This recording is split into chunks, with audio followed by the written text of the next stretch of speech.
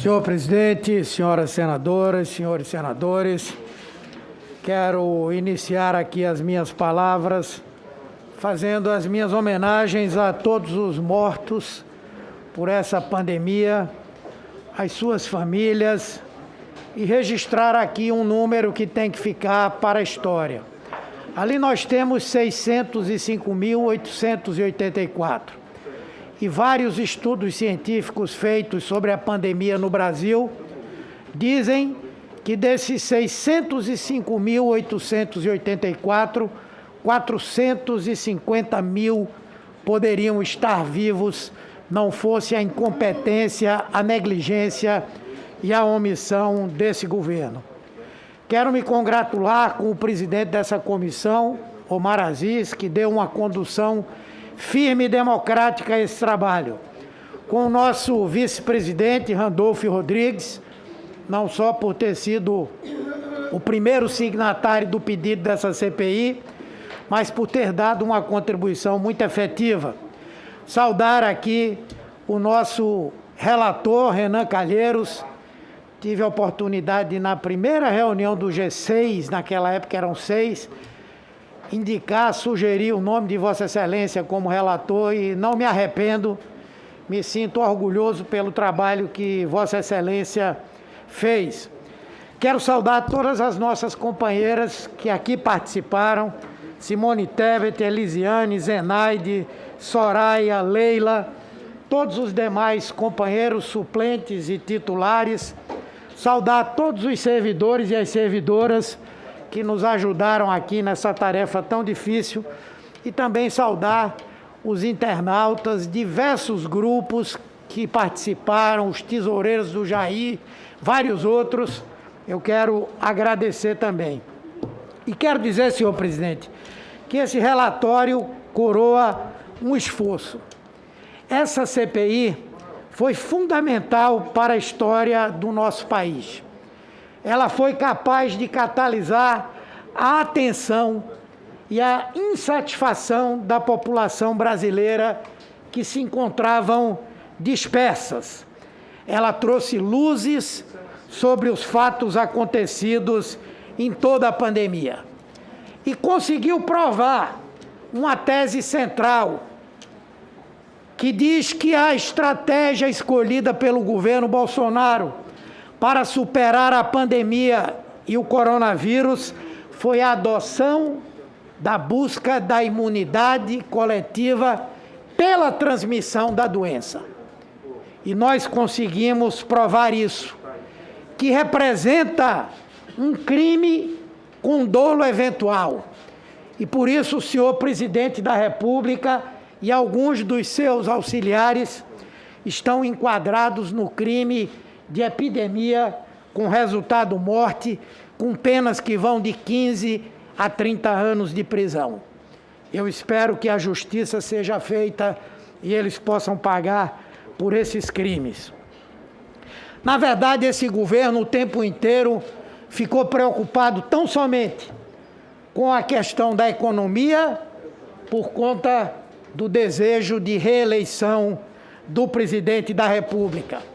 Sabotou as medidas preventivas de estados e municípios, subestimou a gravidade da doença, negou-se a estimular a testagem, demorou a implantar leitos de UTIs e na sua rede de hospitais do Rio de Janeiro, metade dos leitos ficaram fechados durante o processo da pandemia, quando poderiam ter ajudado ao enfrentamento da crise. Negou aos profissionais de saúde equipamentos de proteção individual.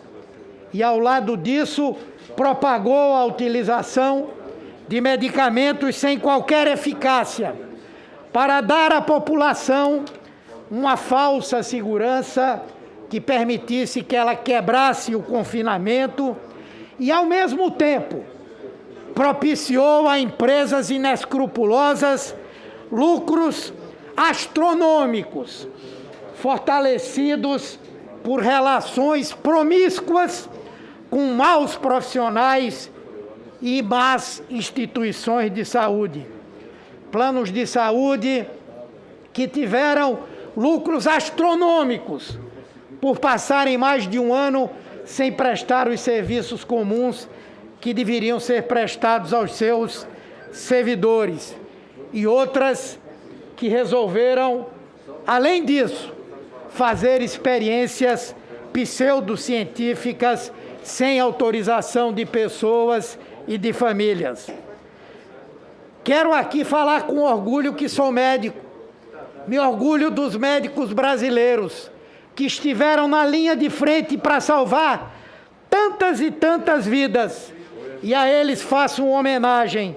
Mas quero dizer também, senhor presidente, que me envergonho de ter como presidente do meu Conselho Federal de Medicina, que deveria regulamentar a atividade profissional médica e defender os médicos, um negacionista bolsonarista que trocou interesses políticos pelos interesses da saúde da população.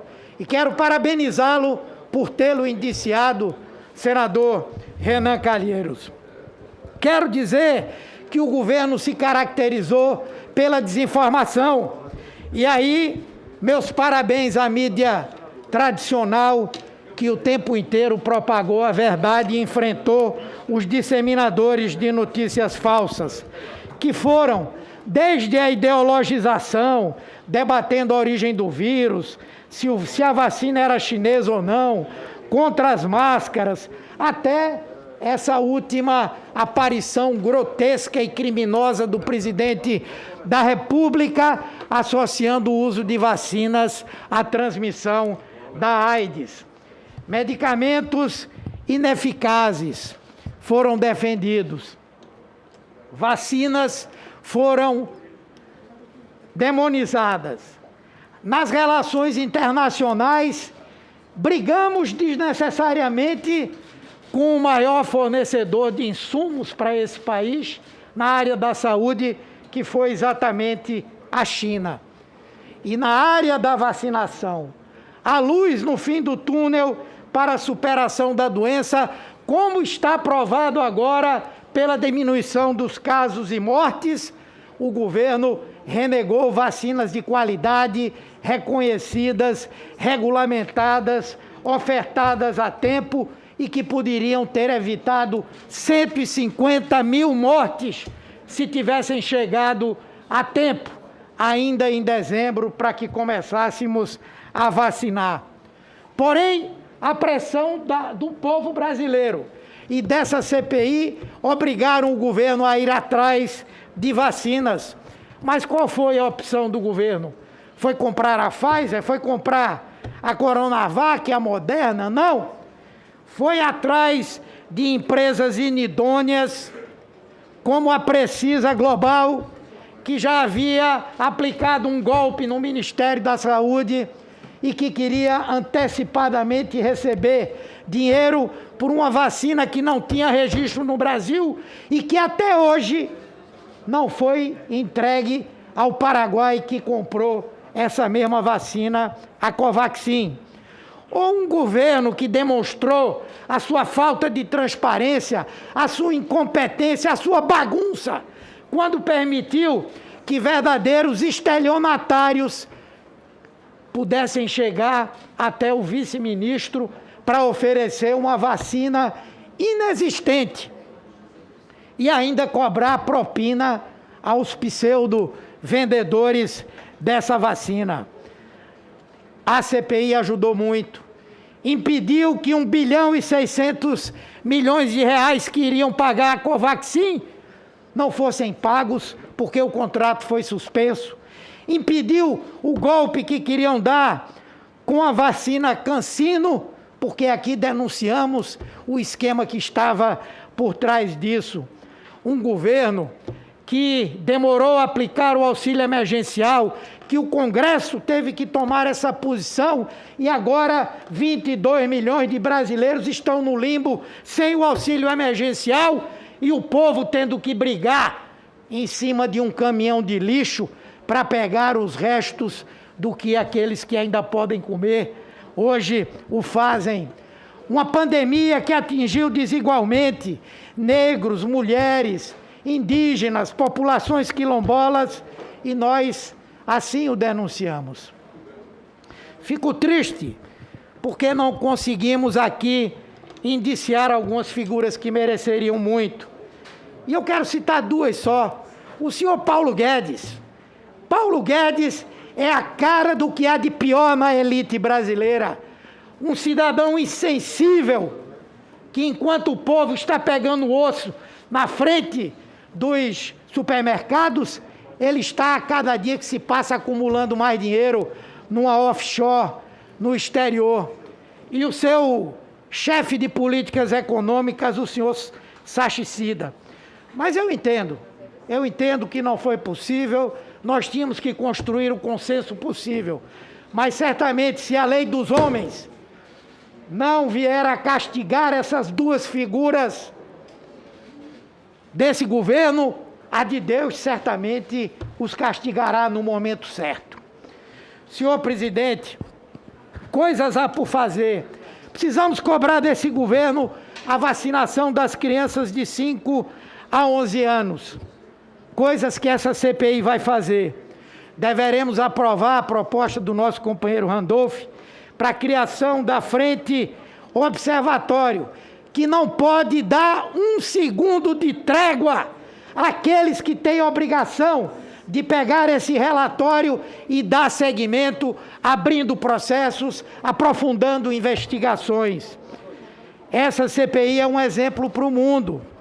E eu que já tive a oportunidade de ser muita coisa, deputado federal, deputado estadual, vereador, senador, ministro da Saúde, secretário municipal, secretário estadual, quero dizer que um dos maiores orgulhos que eu tenho na minha vida foi ter participado dessa comissão parlamentar de inquérito e contribuído para que nós fizéssemos esse trabalho que fizemos. O mundo está alerta. Talvez pela primeira vez um país, numa investigação que não é num período de guerra, nem de disputas étnicas, nem em meio a atos de terrorismo, julga, avalia um chefe de Estado como alguém que cometeu crimes contra a humanidade, que atacou a democracia, que deu tratamento vil às populações indígenas. Nós não vamos parar aqui. Nós vamos à PGR, nós vamos ao Alto Comissariado de Direitos Humanos da ONU, à Comissão Interamericana de Direitos Humanos, ao Tribunal Penal Internacional de Haia e, acima de tudo, nós não vamos esquecer nem abandonar as vítimas da Covid-19. Estaremos juntos como parlamentares na defesa disso. Quero concluir, senhor presidente, que nós aqui demos também uma lição de política. Aquilo que nós não conseguimos fazer nas conversas entre partidos, com os movimentos sociais, essa CPI conseguiu fazer. Formar uma grande frente política, não eleitoral.